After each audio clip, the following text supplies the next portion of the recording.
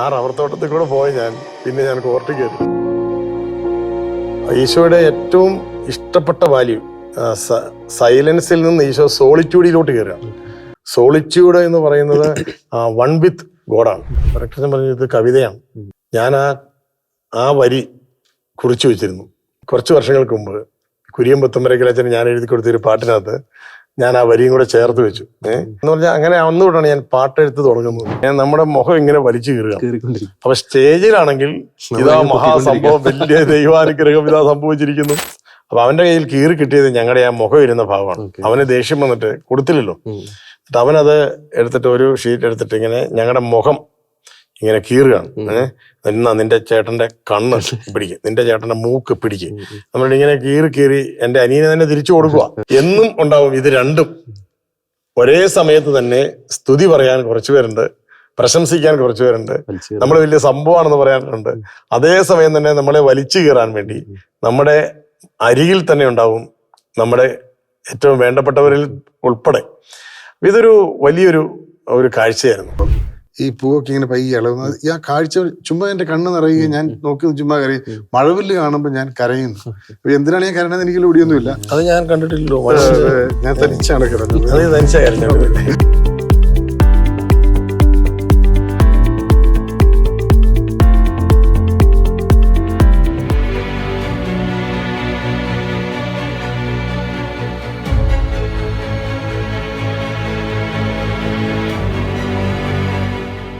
അപ്പൊ അങ്ങനെ ന്യൂസ് വന്നു. രണ്ടാഴ്ച ഞാൻ കോർട്ടിൽ അവസാനത്തെ ബോൾ ഇടുന്നത് ഞാനായിരിക്കും. അത് ബെല്ലടിച്ചു കഴിഞ്ഞാൽ പിന്നെ അപ്പം നിർത്തണമെന്നാണ്. എന്നാ വാശിയുള്ള കളിയാണെങ്കിലും ബെല്ലടിച്ചാൽ അപ്പം കളി നിർത്തണം. അതൊക്കെ ട്രെയിനിങ് ആണല്ലോ. നമ്മുടെ ഇഷ്ടങ്ങളെ വെട്ടുക. പക്ഷേ അവസാനത്തെ പന്തിട്ടിട്ട് നമ്മൾ കയറി പോരും. അങ്ങനെ ഒരു 2-3 ആഴ്ച കഴിഞ്ഞപ്പം ഒരു ദിവസം വാശിയേറിയ ഒരു കളിയുടെ സമയത്ത് എന്റെ കാല് മടിയാണ്. 2 ആഴ്ച പ്ലാസ്റ്റർ ഇട്ട് ഇരിക്കേണ്ട വന്നു. അപ്പം എനിക്ക് ഭയങ്കര സങ്കടം. ഞാൻ ഈ ഇവന്മാരെല്ലാം കളിക്കുന്ന നോക്കി ഞാനിങ്ങനെ അവിടെ പോയി ഇങ്ങനെ ചുമ്മാ കരയും. പക്ഷെ എനിക്ക് കളിക്കാൻ പറ്റുന്നില്ലല്ലോ. അപ്പോൾ ഒരു രക്ഷസൻ എനിക്ക് കഷ്ടിച്ച് നടക്കാൻ പറ്റുന്നതായപ്പം ഈ ജോസ് കോളുതരച്ചൻ, അന്ന് ഞങ്ങൾക്ക് അവിടെ കുറച്ച് റബ്ബർ തോട്ടമുണ്ട് കറുകുറ്റി യൂണിവേഴ്സിറ്റിയിൽ. ചെറിയ റബ്ബറാണ്. അതിന്റെ ചുവട്ടിൽ ഇങ്ങനെ പയറ് മുളച്ച് കിടക്കുക. രക്ഷസൻ പറഞ്ഞു, ബ്രദറ് ഈ കോർട്ടിൽ കുത്തിയിരിക്കുന്ന സമയത്ത് ഇപ്പം നടക്കാമല്ലോ ശൈലിച്ച്, ഇപ്പം പ്ലാസ്റ്റർ വെട്ടിയല്ലോ. അപ്പം പതുക്കെ ആ റബ്ബർ തോട്ടത്തിൽ കൂടെ നടന്നിട്ട് വന്നിട്ട് ആ എക്സ്പീരിയൻസ് എന്താണെന്ന് എനിക്ക് എഴുതി തരാൻ പറഞ്ഞു. അപ്പം ഞാൻ കളി കാണണ്ടേ രക്ഷസാന്ന് ചോദിച്ചു. കളി കാണണ്ട, ബ്രദർ പോയി നടന്നിട്ട് വരാൻ പറഞ്ഞു. അപ്പൊ അന്ന് മരിയൻ ഇയറാണ്. 87 മാർച്ച് 25 തൊട്ട് 88 ഓഗസ്റ്റ് 15 വരെയായിരുന്നു മരിയൻ ഇയർ. അപ്പം എന്നിട്ട് രക്ഷസനോട് പറഞ്ഞു, നമ്മൾ മരിയൻ ഇയറിലേക്ക് വരികയാണ്. അപ്പം ബ്രദർ മാതാവിനെ പറ്റി ഉള്ള റിഫ്ലക്ഷനും കൂടെ മനസ്സിലിട്ടുകൊണ്ട് പോരാൻ പറഞ്ഞു. എനിക്ക് കുറച്ച് പാട്ടുകളും വേണം എന്ന് പറഞ്ഞു. ചുമ്മാ ഇങ്ങനെ പറഞ്ഞു വിടുക. അപ്പൊ ഞാനന്നേരം ചില ഈ മംഗളഗാനങ്ങളൊക്കെ, ഞങ്ങളുടെ സെമിനാരിയിലെ പ്രധാനപ്പെട്ട എഴുത്തെന്ന് പറയുന്നത് റെക്ടേഴ്സിന്റെ ഫീസ്റ്റിനുള്ള മംഗളഗാനം, റെക്ടേഴ്സ് ഡേക്കുള്ള മംഗളഗാനം, ഇങ്ങനെ അതാണ് നമ്മൾ പ്രധാനപ്പെട്ട എഴുത്തുകാരനുണ്ടാകുന്ന അവിടെയാണ്. എല്ലാ സെമിനാരിയിലെ സ്ഥിതി അതാണ്. അങ്ങനെ ഒരു തന്നെ പാട്ട് എഴുതി കഴിഞ്ഞാൽ ഉടനെ കവിയായി. പിന്നെ എന്തെങ്കിലും അവസരം എന്ന് പറഞ്ഞാൽ അവനെ എത്തി. അപ്പൊ എന്നോട് റെക്ടേഴ്സ് പറഞ്ഞാൽ, ബ്രദർ ഇത് എഴുതുന്ന കാര്യം. ഞാൻ എന്നിട്ട് ഇങ്ങനെ ഈ റബ്ബർ തോട്ടത്തിൽ കൂടെ നടക്കുക.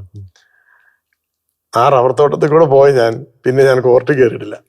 വളരെ അപൂർവമായിട്ട് പിന്നെ എന്റെ മനസ്സിൽ നിന്ന് ഈ കളി എന്നുള്ള ആ സംഗതി അങ്ങ് പോയി. പിന്നെ ഈ ഞങ്ങള് ഗോസ്പൽ വാല്യൂസ് ആണ് പഠിക്കുന്നത്. ഈശോയുടെ ഏറ്റവും ഇഷ്ടപ്പെട്ട വാല്യൂ സൈലൻസിൽ നിന്ന് ഈശോ സോളിറ്റ്യൂഡിലോട്ട് കയറുകയാണ്. സോളിറ്റ്യൂഡ് എന്ന് പറയുന്നത് വൺ വിത്ത് ഗോഡാണ്. Becoming one with God in silence, that is what is called solitude. അപ്പം ഈശോ നിശബ്ദതയിലൂടെ ദൈവത്തിലേക്ക് ലയിക്കുന്നു. അവൻ രാത്രികാലങ്ങളിൽ അവൻ മലമുകളിൽ പ്രാർത്ഥിക്കാൻ ഒറ്റയ്ക്ക് പോയിരുന്ന ഈശോ. അതാണ് ഞങ്ങളുടെ സിമ്പൽ. ഇങ്ങനെ ഈശോ ഇങ്ങനെ പ്രാർത്ഥിച്ചിരിക്കുന്ന ഒരു ചിത്രമാണ് ന്യൂഷീറ്റിലെ പല ഭിത്തികളിലുള്ളത്. ഞങ്ങളുടെ മനസ്സിലേക്ക് അറിയാതെ അതുപോലെ ഒരു പ്രാർത്ഥന. അപ്പം ഞാൻ ഈ റബ്ബർ തോട്ടത്തിൽ കൂടെ പോകുന്നത്, ഈ പയറിന്റെ മുകളില് ഇങ്ങനെ ഒരു നിശബ്ദത ഇങ്ങനെ തളം കെട്ടി കിടക്കുകയാണ്. അപ്പൊ ഈ നിശബ്ദതയിൽ ഒരു ശബ്ദമുണ്ട്.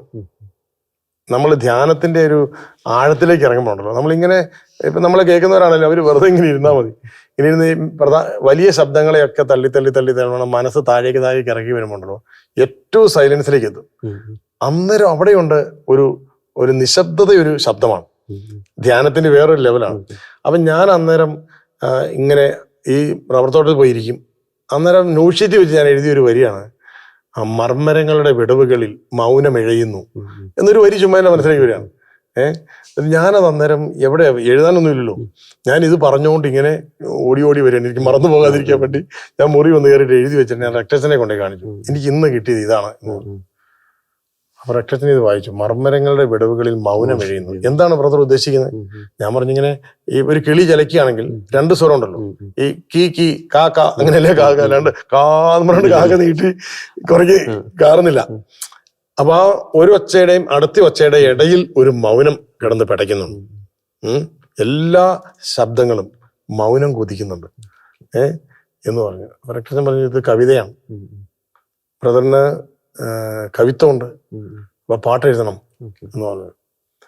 ഞാൻ ആ വരി കുറിച്ചു വെച്ചിരുന്നു. പിന്നീട് പിന്നെ കുറച്ച് വർഷങ്ങൾക്ക് മുമ്പ് കുര്യൻ പുത്തമ്പരക്കലച്ചന് ഞാൻ എഴുതി കൊടുത്തൊരു പാട്ടിനകത്ത് ഞാൻ ആ വരിയും കൂടെ ചേർത്ത് വെച്ചു. ഞാൻ പിന്നെ ഒരു പാട്ട് എന്ന് പറഞ്ഞാൽ അങ്ങനെ അന്നുകൊണ്ടാണ് ഞാൻ പാട്ടെഴുത്ത് തുടങ്ങുന്നത്. എന്ന് പറയാ, അപ്പൊ നമുക്ക് കളിക്കാനുള്ള ഇഷ്ടത്തിന്റെ പേരിലാണ് നമ്മൾ നോട്ട്സിലേക്ക് പോകുന്നത്. മാറ്റി അതാണ് ഞാനതാ പറയുന്നത്, നമ്മുടെ വാസന എന്താണോ അത് തമ്പുരാൻ അനുവദിച്ചു തരുക ഒരു പ്രത്യേക നിമിഷം വരെ. അതല്ല നോട്ട്ഷീറ്റ് വെച്ച് പോയിട്ട് പിന്നെ കളി നടക്കുകയില്ല എന്ന് നേരത്തെ പറഞ്ഞിരുന്നെങ്കിൽ നമുക്ക് അങ്ങോട്ട് പോകാൻ തോന്നുന്നു. പക്ഷെ ആ തമ്പുരാൻ സ്വാഭാവികമായിട്ടാണ് വിളി. ഈ ദൈവവിളി എന്ന് പറയുന്നത് സ്വാഭാവികമായ ഒരു ഒഴുക്കാണ്. അത് പറയാൻ വേണ്ടി ഞാൻ തീർച്ചയായും. അപ്പൊ ദൈവവിളിയെ കുറിച്ച് വളരെ മനോഹരമായ ചിന്തയാണ് പങ്കുവെച്ചത്. അപ്പൊ ഈ സെമിനാരി ഫോർമേഷൻ വളരെ സംഭവബഹുലമായിട്ട് ദൈവം അത് ക്രമീകരിച്ചു. പിന്നെ വെച്ചാൽ നമുക്കറിയാം മേജർ സെമിനാരി വളരെ കുറച്ചുകൂടെ ഗൗരവമായിട്ടുള്ള രീതിയിലുള്ള പൗരോഹിത്യ പരിശീലനത്തിലേക്ക് കയറുന്നു. അവിടുത്തെ ഒരു എക്സ്പീരിയൻസ് എങ്ങനെയാണ്? അതായത് ഞങ്ങളുടെ ധർമാരാം കോളേജാണ്, ധർമാരാം വിദ്യാക്ഷേത്രമായിട്ടില്ല. ധർമാരാം കോളേജിലാണ് ഞങ്ങൾ ബാംഗ്ലൂര് ഫിലോസഫിയും തിയോളജിയും പഠിക്കുന്നത്.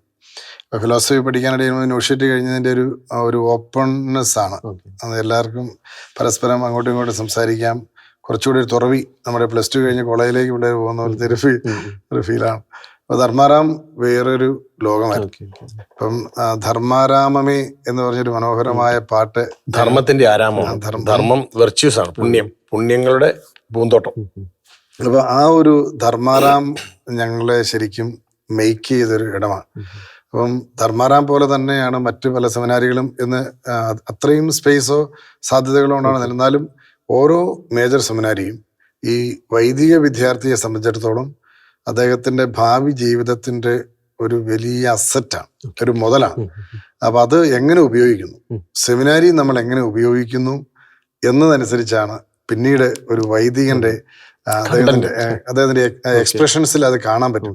ഇപ്പൊ എന്നെ സംബന്ധിച്ച് ഞാനൊരു 10% എങ്കിലും ഉപയോഗിച്ചോ എന്ന് എനിക്കറിയില്ല. കാരണം അത്രമാത്രം സാധ്യതകളായിരുന്നു ധർമാരാം. അവിടെ ഒരുമിച്ചായിരുന്നില്ലേ? ഫിലോസഫി തിയോളജിയിൽ ഒരുമിച്ചായിരുന്നു, കോളേജ് കാലത്തും ഒരുമിച്ചായിരുന്നു. അപ്പം ധർമാരാമിന്റെ സാധ്യതകൾ എന്ന് പറയുന്നത് ധർമാരാം വലിയ ലൈബ്രറി. അപ്പം ഫിലോസഫി ഒക്കെ പഠിക്കാനായിട്ട് വരുമ്പോൾ ഇംഗ്ലീഷൊന്നും നമുക്ക് അങ്ങനെ വലിയ പരിജ്ഞാനമൊന്നും ആയിട്ടില്ല. എങ്കിലും ഞങ്ങളുടെ നല്ല വലിയ പ്രൊഫസേഴ്സും ആയിരുന്നു അന്നുണ്ടായിരുന്ന, എല്ലാം വലിയ വലിയ പ്രൊഫസേഴ്സ് ആയിരുന്നു. അപ്പൊ അവരെല്ലാവരും പഠിപ്പിച്ച കാര്യങ്ങളൊക്കെ മനസ്സിലാക്കാനും അവരറിയാതൊരു ഇന്ത്യൻ ഫിലോസഫിയോടും ഒക്കെ ഒരു താല്പര്യം വളർന്നു വരാനും മറ്റ് ഇന്ത്യ എന്ന് പറയുമ്പോഴുള്ള ഒരു വൈവിധ്യങ്ങളുടെ ഒരു കൂടാണല്ലോ ഇന്ത്യ. അപ്പൊ അതിനെക്കുറിച്ചൊക്കെ ഉള്ളിൽ അറിയാത്തൊരു താല്പര്യം പിന്നീട് അത് വളരെ എക്സ്പ്ലിസിറ്റ് ആയിട്ട് വന്നപ്പോൾ ഞാനത് എപ്പോഴും ഓർക്കുമായിരുന്നു. അപ്പൊ അങ്ങനെ ഒരു സാധ്യതയും ധർമാരാം തന്നു. പിന്നീട് ധർമാരാമിന്റെ വേദികൾ എന്ന് പറയുന്നത് വളരെ സമൃദ്ധമായ വേദികളാണ്. അവിടെ ഞങ്ങൾ ഒരു പ്രൊവിൻസിൽ നിന്നും വരുന്ന ആൾക്കാരല്ല, എല്ലാ പ്രൊവിൻസിലെയും ആൾക്കാരുണ്ട്. ഒരു 300-400ഓളം ബ്രദേഴ്സ് CMI തന്നെയുണ്ട്. പിന്നെ ധർമാരാം വിദ്യാക്ഷേത്രത്തിലേക്ക് വരുമ്പം 100-ൽ കൂടുതൽ സന്യാസ സഭകളുടെ അന്ന് മെമ്പേഴ്സ്, 900-ലധികം ബ്രദേഴ്സ് ഉണ്ടായിരുന്നു. ധർമാരാം സിസ്റ്റേഴ്സും ബ്രദേഴ്സും തിയോളജി ഫിലോസഫി പഠിക്കാനായിട്ട് 900. പിന്നെ വലിയ പണ്ഡിതരായ ഗുരുക്കന്മാരാണ്, വലിയ പണ്ഡിതരായ ഗുരുക്കന്മാർ. അവര് സന്യാസം ഈ അധ്യാപനത്തിനായിട്ട് സമർപ്പിച്ചിരിക്കുന്നവരാണ്. സെമിനാരി അധ്യാപനം എന്ന് പറഞ്ഞാൽ അവർക്ക് വേറൊരു പരിപാടിക്ക് അവർക്ക് പോകാൻ പറ്റില്ല. അവിടെ തന്നെ അവരുടെ ലൈഫ് ഒരു ജയിലില്ലെന്ന് പോലെ വേണമെങ്കിൽ, ജയിലെന്ന് ചുമ്മാ പറഞ്ഞതാ. പക്ഷെ അത് കാരണം അവരുടെ ലൈഫ് അധ്യാപനത്തിന് വേണ്ടി മാത്രമാണ്. അങ്ങനെ തലമുറകളെ പഠിപ്പിച്ച് ഞങ്ങളുടെ മഹാഗുരുക്കന്മാർ, നമ്മുടെ കണിച്ചായച്ചൻ, കണിച്ചായച്ചനെ പോലെയുള്ള മഹാഗുരുക്കന്മാർ, പാത്രവാങ്കലച്ചൻ, ജോസഫ് പാത്രവാങ്കൽ, വിനീതച്ചൻ, ധർമാരാം കണ്ട മഹാഗുരുക്കന്മാർ ഞങ്ങളെ പഠിപ്പിച്ച ഐക്കരയച്ചൻ, തോമസ് ഐക്കരയച്ചൻ വലിയ ഗുരുക്കന്മാരാണ്. എന്നെ സംബന്ധിച്ചിടത്തോളം ധർമാരാം ഞാൻ നടത്തിയ ഒരു ചെറിയൊരു മെഡിറ്റേഷൻ, അതായത് ഞങ്ങൾ തിയോളജി കാലത്ത് എല്ലാവർക്കും വർഷത്തിലൊരു ചാൻസ് കിട്ടും, ഒരു ചാൻസേ ഉള്ളൂ. മെഡിറ്റേഷൻ അത് റൊട്ടേഷനാണ്. അപ്പൊ ഇത്രയും ആൾക്കാരുള്ളത് കൊണ്ട് ഒരു ചാൻസേ കിട്ടത്തുള്ളൂ. അപ്പൊ എനിക്ക് ആ ഒരു ഒറ്റ മെഡിറ്റേഷൻ, അത് 1997 ഞാൻ തേർഡ് ഇയർ തിയോളജി പഠിക്കുന്ന സമയത്ത് ധർമാരാം ചാപ്പൽ നടത്തിയ ഒരു 5 minutes ഒരു ചെറിയ റിഫ്ലക്റ്റീവ് മെഡിറ്റേഷനാണ് പിന്നീട് എൻ്റെ ലൈഫിൻ്റെ ഒരു മൊത്തം ട്വിസ്റ്റ് ആയതെന്നാണ് ഞാൻ മനസ്സിലാക്കുന്നത്. അതായത് അന്ന് യോഹന്നാന്റെ സുവിശേഷം 5-ാം അധ്യായം നമ്മുടെ ഈ കുളക്കരയിൽ ഇങ്ങനെ ജലമിളകുന്നതും കാത്ത് 38 വർഷമായിട്ട് ഇങ്ങനെ ഇരിക്കുന്ന ഒരാളെ ഈശോ സുഖപ്പെടുത്തുന്നതായിട്ടാണ്. അപ്പൊ അയാള് ഈ ജലം ഇളകുന്നതും കാത്ത് ഇയാളിങ്ങനെ ഇരിക്കുകയാണ്. അപ്പൊ ജലം ഇളകുമ്പോൾ ദൈവത്തിന്റെ ആത്മാവ് എൻ്റെ ഒരു സ്പർശം എന്ന ആണല്ലോ യഹൂദരുടെ അന്നത്തെ വിശ്വാസമായിരുന്നു. അപ്പൊ ആ ഒരു വിശ്വാസത്തിൽ ആരും അദ്ദേഹത്തെ പിടിച്ചിറക്കാനില്ലാത്തത് കൊണ്ടാണ് ഇയാൾക്ക് കരയിൽ ഇരിപ്പുണ്ട്, പക്ഷെ രക്ഷയുടെ സാധ്യത തൊട്ടു മുമ്പിൽ ഇങ്ങനെ ഉണ്ട് എന്നറിയുന്നു. പക്ഷെ അതൊന്ന് തൊടാനായിട്ട് ഇയാൾക്ക് തനിച്ച് മൂവ് ചെയ്യാൻ പറ്റാത്തൊരു സാഹചര്യത്തിലാണ് ഈശോ അയാളെ സുഖപ്പെടുത്തുന്നത്. അപ്പൊ ജലം എന്ന് പറയുന്ന ഒരു സുഖപ്പെടുത്തലിന്റെ സാധ്യതയാണ് എന്നൊരു കൺസെപ്റ്റാണ് അന്ന് എനിക്ക്. അതേസമയം ഞങ്ങളെ പഠിപ്പിച്ച ഞങ്ങളുടെ എടനാടച്ചൻ സെന്റ് ജോൺ ആണ് അദ്ദേഹം പഠിപ്പിച്ചത്. അദ്ദേഹം പറഞ്ഞു ജലമെന്ന് പറയുന്നത് the word of God and spirit of God. അപ്പൊ ദൈവവചനവും ദൈവാത്മാവുമാണ് ജലം. അപ്പൊ ജലം കൊണ്ടും സ്നാനം, അതുപോലെ തന്നെ പരിശുദ്ധാത്മാവിനാൽ സ്നാനം, ഇങ്ങനെയുള്ള കാര്യങ്ങളെ കുറിച്ചൊക്കെ അദ്ദേഹം വളരെ വിശദമായിട്ട് പഠിപ്പിച്ചിരുന്നു. അതൊന്നും നമ്മുടെ തലയ്ക്കകത്ത് മുഴുവൻ കയറിയിട്ടൊന്നുമില്ല, പക്ഷേ എവിടെയോ ഒരു സ്പർശമുണ്ടായി. അപ്പൊ ഞാൻ അതിനെ ഇങ്ങനെയാണ് വ്യാഖ്യാനിച്ചത്. അതായത് പ്രകൃതിയുടെ ഒരു ശുദ്ധമായ ഇടമാണ് ജലസ്രോതസ്സുകൾ. ജലം പ്രകൃതി സുഖപ്പെടുത്തുന്ന ഒരു സാധ്യതയാണ്. അപ്പം ഞങ്ങളുടെ ധർമ്മരാമന് മുമ്പിൽ ഒരു ഹൃദയം ആകാരം പൂണ്ട ഒരു കുളം ഉണ്ടായിരുന്നു. അപ്പൊ ആ കുളത്തിലൊക്കെ ഇടയ്ക്ക് ഞാനിങ്ങനെ പോയി നോക്കി നിൽക്കും. എനിക്ക് പ്രത്യേകിച്ചൊന്നും തോന്നിയിരുന്നില്ല. പക്ഷേ ഈ ധ്യാന സമയങ്ങളിലൊക്കെ ഈ ജലത്തിന്റെ അടിയിലൂടെ ഇങ്ങനെ മീൻ പോകുമ്പം ഈ ആമ്പലിന്റെ തണ്ടിൽ ഇങ്ങനെ തട്ടുമ്പം ഈ പൂവൊക്കെ ഇങ്ങനെ പയ്യെ ഇളകുന്നത്, ഈ ആ കാഴ്ച ചുമ്മാ എന്റെ കണ്ണ് നിറയുകയും ഞാൻ നോക്കി ചുമ്മാ കരയും. മഴവില്ല് കാണുമ്പോൾ ഞാൻ കരയുന്നു. എന്തിനാണ് ഞാൻ കരയണത് എനിക്ക് ഒടിയൊന്നുമില്ല, അത് ഞാൻ കണ്ടിട്ടില്ലല്ലോ. ഞാൻ തനിച്ചാണ് കരഞ്ഞത്. അപ്പൊ ഈ ഈ മഴ പെയ്യുന്നത് ഇങ്ങനെ കണ്ടുകൊണ്ടിരിക്കുമ്പം അറിയാതെ നമ്മളിങ്ങനെ നമ്മളല്ലാണ്ടായി പോകുന്ന ഒരു ഫീലായിരുന്നു. അപ്പൊ അത് എൻ്റെ തിയോളജിയുടെ തീസിസ് ആയിട്ട് പയ്യെ ഞാൻ കൺവേർട്ട് ചെയ്തു. അതായത് nature as the revelation of God's compassion and mercy. ഞാൻ ലിറ്ററേച്ചറാണ് പഠിച്ചതുകൊണ്ട് comparative study between psalms in the holy Bible, nature content in psalms and the romantic poems of Wordsworth, Keats and Shelley. അപ്പം ഈ വേർഡ്സ്വർത്തിന്റെയും കീറ്റ്സിന്റെയും ഷെല്ലിയുടെ ഒക്കെ romantic പോയംസിൽ nature എലമെന്റ്സിന്റെ ഒരു വലിയ content ഉണ്ടായിരുന്നു. അതിന് കമ്പാരിറ്റീവ് സ്റ്റഡി കമ്പയർ ചെയ്തിട്ടാണ് ഞാൻ തിയോളജി തീസിസ് എഴുതി. പിന്നീട് എൻ്റെ ശരിക്കുള്ള തീസിസ് വന്നപ്പോഴും പ്രകൃതി ഒരു സുഖപ്പെടുത്തുന്ന സാധ്യത, study on the therapeutic potential of nature with reference to Gitanjali and psalms. ഗീതാഞ്ജലിയിലും സാംസ് അതാ എൻ്റെ ഒരു അന്നത്തെ ഒരു മെഡിറ്റേഷന്റെ ഒരു തുടർച്ചയിലാണ്. ഇതിൽ ഇപ്പോഴും ഞാൻ പഠിച്ചുകൊണ്ടിരിക്കുകയാണ്. പ്രകൃതിയുടെ ആ ഒരു സാധ്യത, നേച്ചർ ക്യാൻ ഹീൽ യു, സുഖപ്പെടുത്താൻ പറ്റും, അതിനെ ട്രാൻസ്ഫോം ചെയ്യാൻ പറ്റും, ട്രാൻഷൻറ്റ് ചെയ്യാൻ പറ്റുന്ന ഒരു സാധ്യതയാണ് പ്രകൃതി. അപ്പൊ പ്രകൃതിയിലാണ് തമ്പുരാൻ, പ്രകൃതിയിലൂടെയാണല്ലോ തമ്പുരാൻ നമുക്ക് കൂടുതൽ PhD വർക്ക് ആ ഒരു ടോപ്പിക്കിലാണ്. അപ്പം അതിപ്പോഴും വലിയൊരു സാധ്യതയായിട്ട് എനിക്ക് തോന്നുകയാണ്. അപ്പൊ പ്രകൃതി എന്ന് പറയുന്നത് നമ്മളെ ഇപ്പോഴും സുഖപ്പെടുത്തുന്ന സാധ്യതയാണ്. അപ്പൊ തമ്പുരാൻ അത് എൻ്റെ ഒരു മതാന്തര ദർശനത്തിലെ എൻ്റെ ഒരു വഴികളിലൂടെ അത് സഞ്ചരിപ്പിച്ചു. കാരണം പ്രകൃതി എന്ന് പറയുന്നത് എല്ലാ മതങ്ങളുടെയും ഒരു ദൈവ ചൈതന്യത്തിന്റെ ഇരിപ്പിടമാണ് എന്ന് എല്ലാ മതസ്ഥരും വിശ്വസിക്കുന്ന ഒരു ലെവലിലേക്ക് പിന്നീട് അതിനെ വരുത്താൻ ധർമാരാമാണ് എനിക്ക് ആ ഒരു ബേസ്. സെമിനാരി ഫോർമേഷൻ തീർച്ചയായിട്ടും വലിയൊരു നിർണായകമായിട്ടുള്ള വഴിത്തിരിവായിരുന്നു. അവിടെ നമ്മൾ ഒരുങ്ങുന്നതാണ് പിന്നീട് പട്ടം കഴിഞ്ഞിട്ട് നമ്മൾ ചെയ്യുന്നത്. പട്ടം കഴിഞ്ഞിട്ട് പ്രസംഗം ഒരുങ്ങി പറയുക എന്ന് പറയുന്നത് എല്ലാവർക്കും എപ്പോഴും പ്രാക്ടിക്കൽ അല്ല. സെമിനാരി അന്ന് എന്തേലും വായിച്ചിട്ടുണ്ടോ? അപ്പോൾ അന്നത്തെ പുസ്തകങ്ങൾ നമ്മൾ ഇപ്പം ധർമാരാം ലൈബ്രറി എന്ന് പറയുന്നത് ഒരു മഹാ സോഴ്സാണ്. ഇപ്പോൾ അത് കുറച്ചുകൂടി റിവൈസ്ഡ് ആയി. ഞങ്ങളുടെ ജോൺ നീലങ്കാവിൽ അച്ഛൻ എന്ന് പറഞ്ഞ അച്ഛൻ ലൈബ്രറി സയൻസ് തന്നെ പഠിച്ച് അവിടെ തന്നെ അദ്ദേഹം ലൈബ്രറിയായിട്ട് തന്നെ ഇരിക്കുകയാണ് ആയുസ് മുഴുവൻ. നേച്ചർ ബേസ്ഡ് ലൈബ്രറി കൂടി അദ്ദേഹം സെറ്റ് ചെയ്തു. അപ്പം അവിടെ എല്ലാം ഇപ്പം ദീപികയുടെ ആദ്യത്തെ ലക്കം തൊട്ട് ഉള്ള ബുക്ക് അവിടെയാണ്.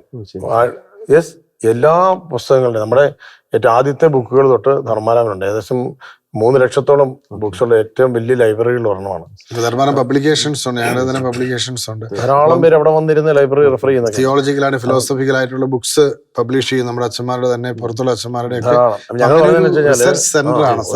പഠിക്കാനും വായിക്കാനും മനസ്സുണ്ടെങ്കിൽ വളരാനുള്ള മനസ്സുണ്ടെങ്കിൽ ഏതാൾക്കും ഏതറ്റം വരെയും വളരാനുള്ള. ഇപ്പൊ ധർമാരാമൻ ഇല്ലാത്ത മ്യൂസിക്കൽ ഇൻസ്ട്രുമെന്റ്സ് ഇല്ല, ധർമാരാമൻ അവതരിപ്പിക്കാത്ത സാഹിത്യ സൃഷ്ടികളില്ല.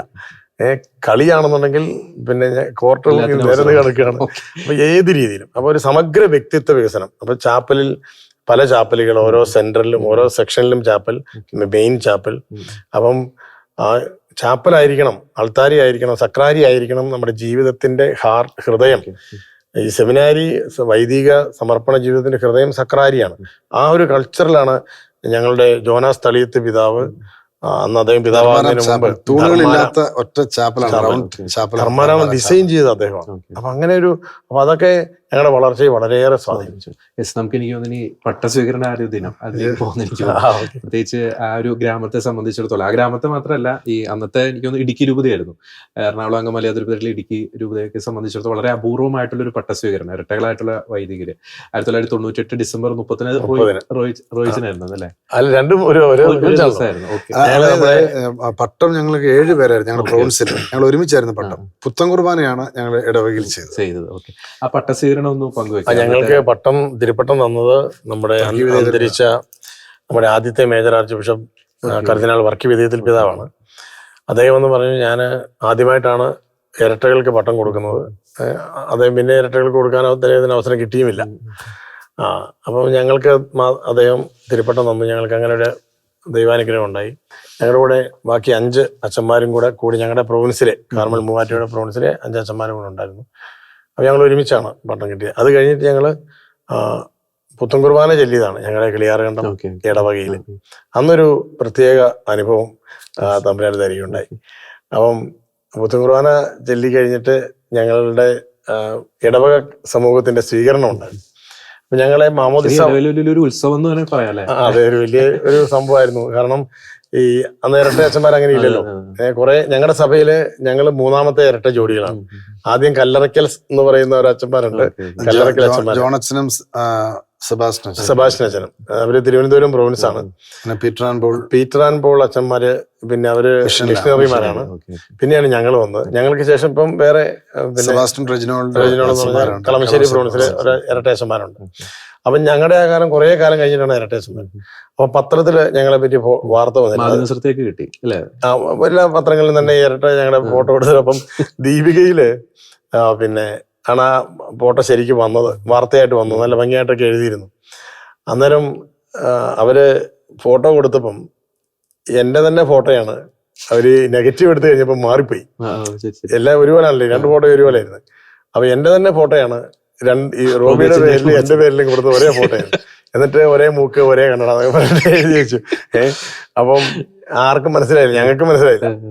ഞങ്ങളുടെ 10ാം ക്ലാസ്സിലെ ഞങ്ങളുടെ ഫോട്ടോ കണ്ടിട്ട് ഞങ്ങൾക്ക് തന്നെ മനസ്സിലാവില്ലായിരുന്നു ആരാണിതെന്ന്. ഞങ്ങളങ്ങനെ അപ്പം ഈ പട്ടം കഴിഞ്ഞ് ഈ സ്വീകരണ സമയത്ത് ഞങ്ങളുടെ ആ ഫോട്ടോ വെച്ച് പിന്നെ ഒരു കയ്യില് ഒരു കിളിക്കുഞ്ഞിരിക്കുന്ന ദൈവപരിപാലനയുടെ ഒരു ചിത്രമായിരുന്നു. അപ്പം ഞങ്ങളെ സ്റ്റേജിലിരിക്കുന്നു. ഞങ്ങൾക്ക് മാമോദീസ തന്ന കപ്പ്യാരമലയത്തിന് സ്റ്റേജിലുണ്ട്, തോമസ് കപ്പ്യാരമലയിൽ ഞങ്ങൾക്ക് മാമോദീസ തന്നയാളാണ്. പിന്നെ ഞങ്ങൾക്ക് സമ്മാനം ആദ്യമായിട്ട് മുരിങ്ങമറ്റ വെച്ചു. ഇങ്ങനെ എല്ലാവരും ഇപ്പോഴും ഉണ്ട്. അന്ന് എല്ലാവരും വേദിയിലുണ്ട്. എന്നിട്ട് ഞങ്ങൾ വേദപാഠം പഠിപ്പിച്ച സാർ ഉൾപ്പെടെ അങ്ങനെ എല്ലാവരും പ്രസംഗിച്ചുകൊണ്ടിരിക്കുക.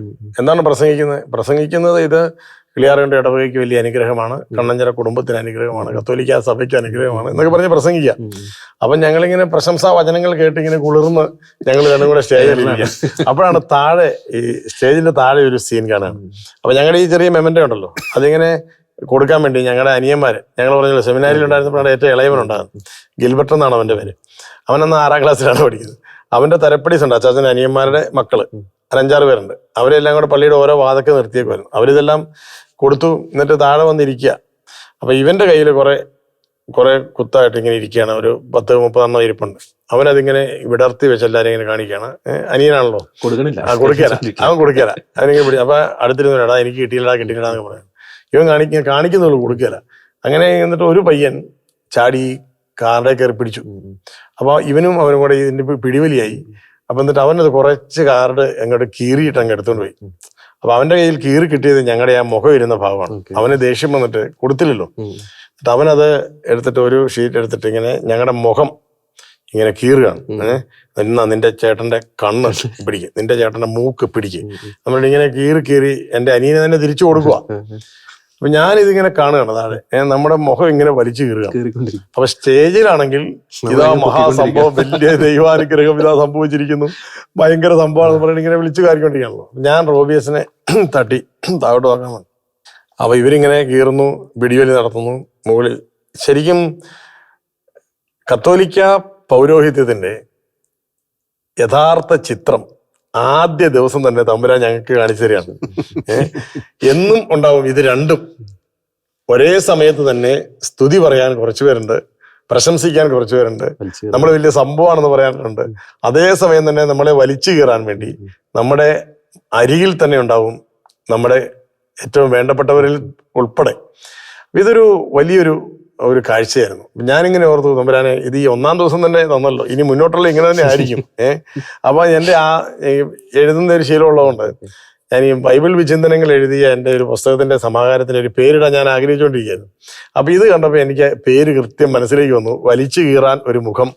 അതായിരുന്നു എൻ്റെ ആദ്യത്തെ പേര്, പുസ്തകത്തിന്റെ പേര് അതായിരുന്നു, വലിച്ചു കീറാൻ ഒരു മുഖം. അപ്പൊ ഞാൻ പിന്നീട് ഓർത്തു, ശരിക്കും അതാണ് ഒരു പുരോഹിതന്റെ ടൈറ്റിൽ. അതായത് ഒരു പുരോഹിതന്റെ മുഖം വലിച്ചു കീറപ്പെടുമ്പോഴാണ് അവന്റെ അകം തെളിഞ്ഞു വരുന്നത്, അവന്റെ അകത്ത് ഈശോയുടെ മുഖമാണ്.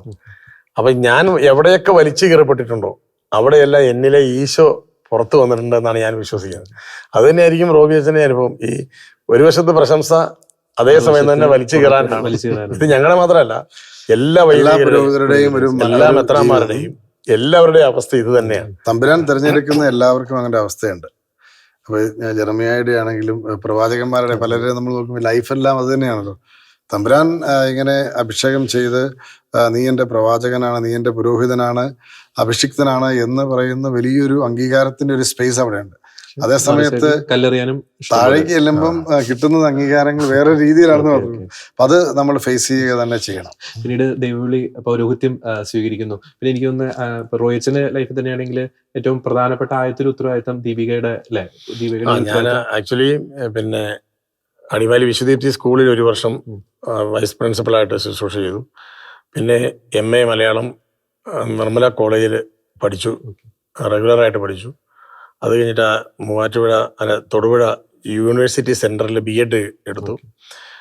BEd ചെയ്തുകൊണ്ടിരുന്ന സമയത്താണ് എന്നെ കൊച്ചേട്ടനായിട്ട്, ദീപിക ബാലസഖ്യത്തിന്റെ കൊച്ചേട്ടനായിട്ട് ഇപ്പോഴും അങ്ങനെ തന്നെ നിയമിക്കുന്നത്. അത് 2003 കരിയിൽ അന്ന് ഇപ്പോഴത്തെ നമ്മുടെ ആന്റണി കരിയിൽ പിതാവ് അന്ന് ഞങ്ങൾ ജനറാളച്ചനാണ്. അദ്ദേഹമാണ് അങ്ങനെ ഒരു അവസരത്തിലേക്ക് വിളിച്ചത്. അപ്പം അതിനുശേഷം ഇപ്പൊ 21 വർഷമായി ഞാൻ ദീപികയിൽ തന്നെ തുടരുകയാണ്. അതോടൊപ്പം തന്നെ 2011-12 ആയപ്പോഴേക്കും ഞാൻ DCL ദീപിക ചിൽഡ്രൻസ് ലീഗിന്റെ ഭാഗമായിട്ട് തന്നെ ഭിന്നശേഷിയുള്ള മക്കളുടെ മത്സരങ്ങൾ നടത്തുന്നുണ്ടായിരുന്നു. അപ്പോൾ അവരുടെ സംഘടനകളും അവരുടെ കാര്യങ്ങളുമായിട്ട് ഇടപെട്ട് കഴിഞ്ഞപ്പം അതിനൊരു ലീഡർഷിപ്പ് കൊടുക്കാനായിട്ട് അവരെനിക്കൊരു അവസരം തന്നു. അങ്ങനെ 2013 മുതൽ ഞാൻ സ്പെഷ്യൽ ഒളിമ്പിക്സിന്റെ സംസ്ഥാന ഡയറക്ടറാണ്. ശ്രദ്ധേയമായിട്ടുള്ളൊരു സ്റ്റേറ്റ്മെന്റ് അതുമായിട്ട് ബന്ധപ്പെട്ട് നടത്തിയിട്ടുണ്ട്. അതായത് ഭിന്നശേഷിക്കാരുമായിട്ട് അവരുടെ ഒപ്പം പ്രവർത്തിച്ചപ്പോഴാണ് അച്ഛൻ്റെ ഒരു പൗരോഹിത്യ ജീവിതം കൂടുതൽ ഒരു ശ്രേഷ്ഠമായത്. അച്ഛൻ്റെ ഒരു പ്രസംഗത്തിൽ ഞാൻ ശ്രവിച്ചിട്ടുള്ള ഒരു കാര്യം. എന്തുകൊണ്ട് അച്ഛൻ ആ ഒരു കൺസെപ്റ്റ് അല്ലെങ്കിൽ ആ ഒരു ചിന്തയിലേക്ക്, പ്രത്യേകിച്ച് ഭിന്നശേഷിക്കാരുടെ ഒത്തിരി ശ്രദ്ധേയമായിട്ടുള്ള പ്രവർത്തനം, സ്പെഷ്യൽ സ്കൂൾ ഒളിമ്പിക്സ്, ഒപ്പം തന്നെ അവർക്ക് വേണ്ടിയിട്ടുള്ള ശ്രദ്ധേയമായിട്ടുള്ള ഗവൺമെന്റ് തലത്തിലുള്ള പല ഇടപെടലുകൾക്ക് അച്ഛൻ്റെ സ്വാധീനം അല്ലെങ്കിൽ അച്ഛൻ നടത്തിയ ശ്രമങ്ങൾ വളരെയധികം വിജയിച്ചിട്ടുണ്ട്. അപ്പൊ ഭിന്നശേഷിക്കാരുടെ ഇടയിൽ ഒരു ശുശ്രൂഷ ചെയ്യുക അതിനെ അച്ഛൻ പ്രേരിപ്പിച്ചൊരു ഘടകമാണ്. ഞാൻ സാധാരണ കുട്ടികൾ, നോർമൽ അങ്ങനെ പറയാൻ പാടില്ലെന്നാണ് നമ്മുടെ ഒരു രീതി. നോർമൽ സ്കൂൾ ഗോയിങ് കുട്ടികൾ, അപ്പം അവരെ പോലെ തന്നെയാണ് ഈ ഭിന്നശേഷിയുള്ള മക്കൾ സ്പെഷ്യൽ സ്കൂളിൽ പോകുന്നത്. അപ്പോൾ കേരളത്തിലാണ് നമുക്ക് ഏറ്റവും കൂടുതൽ സ്പെഷ്യൽ സ്കൂൾസ് ഉള്ളത്. അതുകൊണ്ട് കേരളത്തിലാണ് ഏറ്റവും കൂടുതൽ ഭിന്നശേഷിയുള്ളതെന്ന് പറയാൻ പാടില്ല. ഇവിടെ നമ്മുടെ കത്തോലിക്ക സഭയുടെ ക്രൈസ്തവ സമൂഹത്തിന്റെ സ്വാധീനം അക്കാര്യത്തിൽ വളരെ പ്രധാനപ്പെട്ടതാണ്.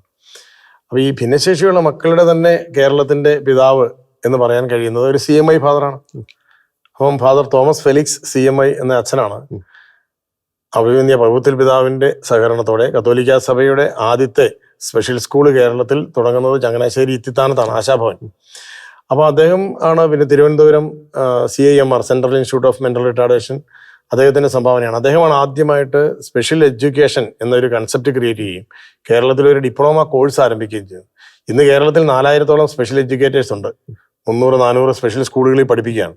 അതിൽ 1800-ലധികം ടീച്ചേഴ്സ് ട്രെയിൻഡ് ആയിട്ട് ഇറങ്ങിയത് ഈ ഫെലിക്സ് അച്ഛൻ നടത്തി തുടങ്ങിയ സ്ഥാപനത്തിൽ നിന്നാണ് മനസ്സിലാക്കണം. അദ്ദേഹത്തിന്റെ ഒരു ട്രെയിനിങ് ആയിരുന്നു. പഠിക്കുന്ന കുട്ടികൾക്കെല്ലാം അവരവരുടെ പഞ്ചായത്തിൽ പോയി ഭിന്നശേഷിയുള്ള 100 കുട്ടികളെ കണ്ടെത്തും. അവർക്ക് വേണ്ടി ഒരു സ്പെഷ്യൽ സ്കൂൾ തുടങ്ങണം. അങ്ങനെയാണ് കേരളത്തിലെ 314 സ്കൂളുകളിൽ 160 തുടങ്ങിയിരിക്കുന്നത്. ഈ ഫെലിക്സ് അച്ഛന്റെ സ്റ്റുഡൻസ് പോയി തുടങ്ങിയതാണ്. ഞാനിതെല്ലാം ഇങ്ങനെ ശ്രദ്ധിച്ചു. അപ്പോൾ ഒരു CMI ലീഡർഷിപ്പ് ഇതിനകത്തുണ്ടല്ലോ, ഒരു കാത്തലിക് ലീഡർഷിപ്പ് ഇതിനകത്തുണ്ട്.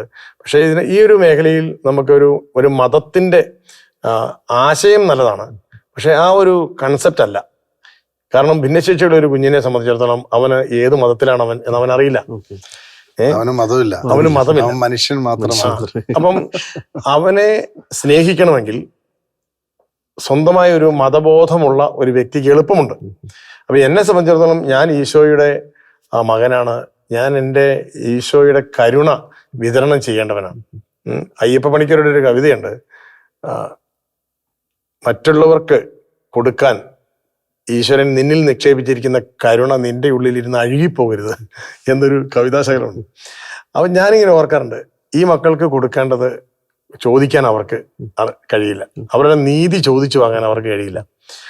ഭക്ഷണം വാരി കഴിക്കാൻ പറ്റാത്ത ആയിരക്കണക്കിന് മക്കൾ, ഇവരെ എല്ലാം സഹായിക്കുന്നത് ആരാണ്? ഈ സ്പെഷ്യൽ സ്കൂളിൽ ശുശ്രൂഷ ചെയ്യുന്ന അധ്യാപകരും അനധ്യാപകരുമാണ്. സ്പെഷ്യൽ സ്കൂളിനെ സംബന്ധിച്ചിടത്തോളം അധ്യാപകരും അനധ്യാപകരും ഒരേ പണിയാണ് ചെയ്യുന്നത്. പ്രിൻസിപ്പളും തൂപ്പുകാരിയും ഒരേ പണിയാണ് ചെയ്യുന്നത്. എല്ലാവരും ഒരേ പണിയാണ് ചെയ്യുന്നത്. 10-30 തവണ ഈ കുഞ്ഞുങ്ങളുടെ നിക്കറിനുള്ളിൽ നിന്ന് ഈ വിസർജ്യം കൈകൊണ്ട് വാരി മാറ്റി കഴുകി അതേ കൈകൊണ്ട് ചോറുള്ള വാരി ഈ മക്കൾക്കും കൊടുക്കണം, തനിച്ചും കഴിക്കണം. അത്തരത്തിൽ ഏറ്റവും ശുദ്ധിയുള്ള ഒരു ശുശ്രൂഷ കേരളത്തിൽ നിർവഹിക്കുന്ന ഞാൻ കണ്ടത് സ്പെഷ്യൽ സ്കൂളിലാണ്. ഞാൻ അത്രയേറെ അവരെ ആദരിക്കുന്നു. എനിക്ക് സ്പെഷ്യൽ സ്കൂളില്ല, പക്ഷേ ഞാൻ 2013 മുതൽ സ്പെഷ്യൽ ഒളിമ്പിക്സിന്റെ സംസ്ഥാന ഡയറക്ടറാണ്. എൻ്റെ എല്ലാ സ്പെഷ്യൽ സ്കൂളുകളിലും പോകാൻ ഞാൻ ശ്രമിക്കുന്നുണ്ട്. 314 സ്പെഷ്യൽ സ്കൂളോളം കേരളത്തിൽ പിന്നെ ഈ സ്പെഷ്യൽ ഒളിമ്പിക്സിൽ രജിസ്റ്ററാണ്. പിന്നെ നമ്മുടെ ബഡ് സ്കൂളുകൾ പഞ്ചായത്തിലൂടെ ഏകദേശം 400-ഓളം ബഡ് സ്കൂളുകളുണ്ട്. എല്ലാം അത്ര ഇഫക്റ്റീവായിട്ട് പ്രവർത്തിക്കുന്നില്ലെങ്കിൽ പോലും 10, 20, 25 പിള്ളേരുണ്ട്. അവരും ഞങ്ങളോട് ഇപ്പോൾ സഹകരിക്കുന്നുണ്ട്. അപ്പം അങ്ങനെ ഈ ഒരു മേഖലയിൽ നമ്മൾ ഇറങ്ങിക്കഴിഞ്ഞാൽ സത്യത്തിൽ ഒരു പുരോഹിതനായി ഇരിക്കുക എന്ന് പറയുന്നത് നിനക്ക് വേണ്ടിയാണ് എന്ന് പറയും. ഈ മക്കള് നമ്മളെ കാണുമ്പോണ്ടല്ലോ, എൻ്റെ അച്ഛൻ എന്നാണ് പറയുന്നത്. അവർക്കറിയത്തില്ല ഇത് ആരാണ് ഏതാണ് ഒന്നും അറിയത്തില്ല. കാണുമ്പോൾ ഉടനെ ഓടി വന്ന് ഇങ്ങനെ അച്ഛനാണല്ലോ. അപ്പം 4 സ്റ്റേജിലാണല്ലോ ഇതുള്ളത്. ഈ മൈൽഡ്, മോഡറേറ്റ്, സിവിയർ, പ്രൊഫൗണ്ട് എന്ന് പറഞ്ഞ 4 സ്റ്റേജിലാണ്. അപ്പൊ മൈൽഡ് കാറ്റഗറിയിലൊക്കെയുള്ള കുട്ടികൾ എന്ന് പറയുന്നവർക്കാണ് മിനിമം IQ ഒക്കെ ഉള്ളത്. അവർക്ക് മാത്രമേ ഈ ഒരു കടയിൽ പോയാൽ സാധനം മേടിച്ചുകൊണ്ട് വരാനോ അല്ലെങ്കിൽ ഉടുപ്പിടാനോ തനിച്ച് ഭക്ഷണം കഴിക്കാനൊക്കെ പറ്റുള്ളൂ. മോഡറേറ്റ്, സിവിയർ, പ്രൊഫൗണ്ട് എന്നൊക്കെ പറഞ്ഞാൽ മനുഷ്യനാണെന്ന് പോലും അവൻ അറിയത്തില്ല. അപ്പൊ അങ്ങനെ നമുക്ക് 1-ൽ കൂടുതൽ മക്കൾ കുടുംബത്തിലുള്ള 10-14,000 വീടുകളുണ്ട്. ഡോക്ടർ MK ജയരാജ് എന്ന് പറയുന്ന വളരെ നല്ലൊരു ലീഡർ ഞങ്ങൾക്കുണ്ട്. സ്പെഷ്യൽ ഒളിമ്പിക്സിന്റെ പ്രസിഡന്റാണ് അദ്ദേഹം. അദ്ദേഹമാണ് ഉമ്മൻചാണ്ടി സാറിന്റെ കാലത്ത് ഏകാംഗ കമ്മീഷനായിട്ട് നിയോഗിക്കപ്പെട്ടത്. ജയരാജ് കമ്മീഷൻ റിപ്പോർട്ട് എന്ന് പറഞ്ഞ് ഒരു ഇതിനു വേണ്ടി കൊടുത്തിട്ടുണ്ട്.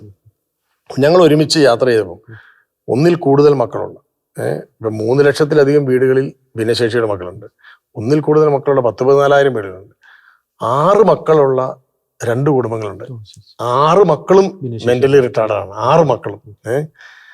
അങ്ങനെയൊക്കെയുള്ള മനുഷ്യരെ കാണുമ്പോൾ അവര് മതങ്ങൾക്കപ്പുറത്ത് രക്തസാക്ഷികളായാണ്, ജീവിച്ചിരിക്കുമ്പോൾ രക്തസാക്ഷികളാണ്. വ്യത്യസ്ത മതധാരകളിലുള്ള മക്കളാണ് ഇതെല്ലാം. അപ്പൊ എന്നെ സംബന്ധിച്ചിടത്തോളം ഇവരെ എല്ലാം കാണുമ്പോൾ എനിക്ക് ശരിക്കും പറഞ്ഞു കഴിഞ്ഞാൽ ഈശോ വന്ന് കൈ നീട്ടി നിൽക്കുന്ന പോലെ തോന്നുകയാണ്. ഞാൻ ഈ സ്പെഷ്യൽ ഒളിമ്പിക്സ് നടത്തി. സത്യത്തിൽ അതൊരു വലിയ സാമ്പത്തിക ബാധ്യതയായി മാറി. ഉമ്മൻചാണ്ടി സാർ ഉണ്ടായിരുന്നപ്പം എനിക്ക് 50 ലക്ഷം രൂപ സ്പെഷ്യൽ ഒളിമ്പിക്സ് നടത്താൻ സർക്കാർ ഇങ്ങോട്ട് തന്നു. പിണറായി സർക്കാർ തരാമെന്ന് പറഞ്ഞു, 75 ലക്ഷം തരാമെന്ന് പറഞ്ഞു, ഒന്നും തന്നില്ല. അപ്പം ഉമ്മൻചാണ്ടി സാറിന്റെ കാലത്ത് ഞാനിത് ആദ്യം തുടങ്ങിയത് 6000 മക്കളെ ഒരുമിച്ച് ചേർത്ത് നടത്തി.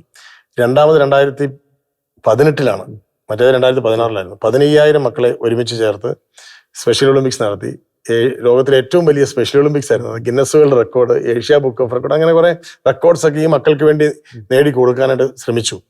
അപ്പൊ അന്ന് ഇപ്പം ജോർജ് ചോദിച്ച ഒരു ചോദ്യം ഉണ്ടല്ലോ.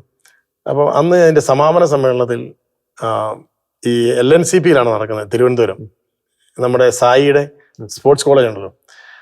അപ്പൊ അതിന്റെ പ്രിൻസിപ്പള് സാറ് ആശംസ പറഞ്ഞപ്പോൾ പറയാണ്, father Roy he's A Catholic priest, he has to offer holy mass every day.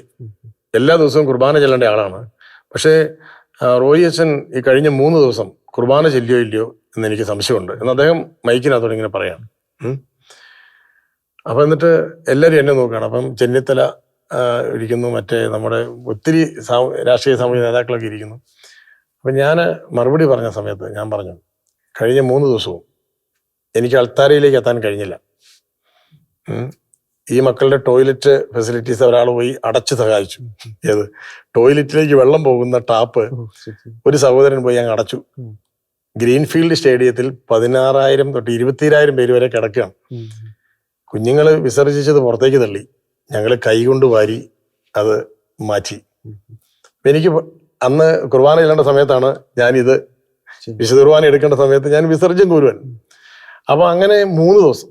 എന്നിട്ട് ഞാൻ പറഞ്ഞു, ഞാൻ അൾത്താരയിലേക്ക് ചെല്ലാതിരുന്നപ്പം എൻ്റെ ഈശോ അൾത്താരയിൽ നിന്ന് ഈ ഗ്രൗണ്ടിലേക്ക് ഇറങ്ങി വന്നു. എന്നിട്ട് എൻ്റെ മുമ്പിൽ മെഡലിന് വേണ്ടി തലകുനിച്ച് നിന്നു. എൻ്റെ മുമ്പിൽ ട്രോഫിക്ക് വേണ്ടി കൈനീട്ടി വന്നു.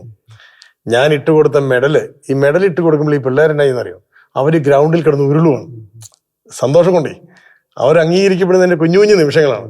ഞാൻ പറഞ്ഞു, എൻ്റെ ദൈവം എൻ്റെ മുമ്പിൽ കിടന്ന് നിലത്ത് കിടന്ന് ഉരുണ്ടു, എൻ്റെ ദൈവം എന്നെ കെട്ടിപ്പിടിച്ചു, അതായിരുന്നു എൻ്റെ ബലി എന്ന് പറഞ്ഞത്. സത്യത്തിൽ ഇത് ഞാനിത് പറയുമ്പോൾ എന്നെ കേൾക്കുന്ന എൻ്റെ സ്പെഷ്യൽ സ്കൂളിൽ പ്രവർത്തിക്കുന്ന അധ്യാപകരുണ്ട്. നമുക്ക് 916 സിസ്റ്റേഴ്സ് കേരളത്തിൽ ശമ്പളമില്ലാതെ ഈ മേഖലയിൽ ജീവിതം സമർപ്പിക്കുന്നുണ്ട്. നമ്മൾ സിസ്റ്റേഴ്സിനെ ഓരോരുത്തർ ചീത്ത വിളിക്കുമ്പം 1-2 പേരുടെ ഇടറിയ വഴികളെയാണ് മീഡിയ എല്ലാം കൂടെ പ്രൊജക്റ്റ് ചെയ്യുന്നത്. സത്യത്തിൽ കത്തോലിക്ക സഭ ചെയ്യുന്ന നന്മയാണ് എന്ന് ശരിയായി പറയാനായിട്ട് നമുക്കൊരു സ്പേസ് കിട്ടുന്ന ഈ ഷക്കീന TV മാത്രമേ ഉള്ളൂ. വേറെ ഒരിടത്ത് ഇത്രയും സ്പേസ് നമ്മൾ ഈ ഒരു കാര്യത്തിന് ആരും കൊടുക്കുന്നില്ല, മീഡിയ കൊടുക്കുന്നില്ല. അവർക്കെല്ലാം വേണ്ടത് ഇടറിയവരുടെ കഥകളാണ്. അത് മാർക്കറ്റ് ചെയ്ത് കൂടുതൽ വ്യൂവേഴ്സിനെ കൂട്ടുകയാണ്. അപ്പം ഞാൻ സിസ്റ്റേഴ്സിന് വേണ്ടി സംസാരിക്കുന്നു. ഇപ്പം മാനന്തവാടിയിലെ എൻ്റെ പ്രസംഗമുണ്ടല്ലോ, ഞാൻ എല്ലാ സ്ഥലത്തും സമർപ്പിതർക്ക് വേണ്ടി സംസാരിക്കാൻ കാരണം ഞാൻ നേരിട്ട് കാണുകയാണ്. ലോകം കാണാത്ത കാഴ്ചകൾ കാണണമെങ്കിൽ ഈ സമർപ്പിതരുടെ പ്രവർത്തന മേഖലയിൽ എത്തണം. അവരവരുടെ ജീവിതം തീർത്ത് കളയാണ്. അപ്പം നമുക്ക് ചെയ്യാൻ പറ്റുന്ന എന്താണ്? എനിക്ക് സ്പെഷ്യൽ സ്കൂളില്ല, പക്ഷെ തമ്പുരാൻ എനിക്ക് പ്രസംഗിക്കാൻ ശേഷി തന്നിട്ടുണ്ട്. ഈ സഹോദരങ്ങൾ ചെയ്യുന്ന നന്മകളെ പറ്റി ഞാൻ പ്രസംഗിക്കുന്നു. ഞങ്ങളുടെ നേതൃത്വത്തിലാണ് നമ്മുടെ ഭാരതത്തിലെ എല്ലാ കത്തോലിക്ക സ്പെഷ്യൽ സ്കൂളുകളുടെയും ഒരു സംഘടന ഞങ്ങൾ ഉണ്ടാക്കിയിട്ടുണ്ട് 2013. അതേ ഇൻസ്പിറേഷൻ സ്വീകരിച്ച് ജോസഫ് പുത്തുമ്പരിക്കൽ എന്ന് പറഞ്ഞ ജലന്ധർ രൂപതയിലെ ഞങ്ങളുടെ ഏറ്റവും സീനിയർ ആയിട്ടുള്ള അച്ഛനാണ് തുടങ്ങിയത്. ഇപ്പം ഞാനാണ് ഇതിൻ്റെ നാഷണൽ പ്രസിഡന്റ്. പക്ഷേ നമുക്കതിനകത്ത് ഒരു 600ഓളം സ്പെഷ്യൽ സ്കൂളുകൾ എല്ലാ സംസ്ഥാനങ്ങളിലും എവിടെയൊക്കെ ഉണ്ട്. അവിടെയെല്ലാം ഈ കത്തോലിക്ക സഭയാണ്, ഈ സിസ്റ്റേഴ്സാണ്, അച്ഛന്മാരും ബ്രദേഴ്സും സിസ്റ്റേഴ്സുമാണ് ഈ മേഖലയിൽ ഈ ജീവിതം കൊടുക്കാനുള്ളൂ. ആരുടെ മക്കളെയാ നോക്കുന്നേ? മതഭേദമന്യേ ജാതി മതം ഉണ്ടോ? ആരുടെ വിസർജ്യം കോരുന്നേ? എല്ലാ മനുഷ്യനും ഒരേ ഗന്ധമാണല്ലോ, സ്നേഹത്തിന്റെ ഗന്ധം. അതാണ് സ്പെഷ്യൽ സ്കൂളിൽ നിന്ന് വരുന്നത്. വളരെ സുദൃഢമായിട്ടുള്ള ഒരു സേവനം.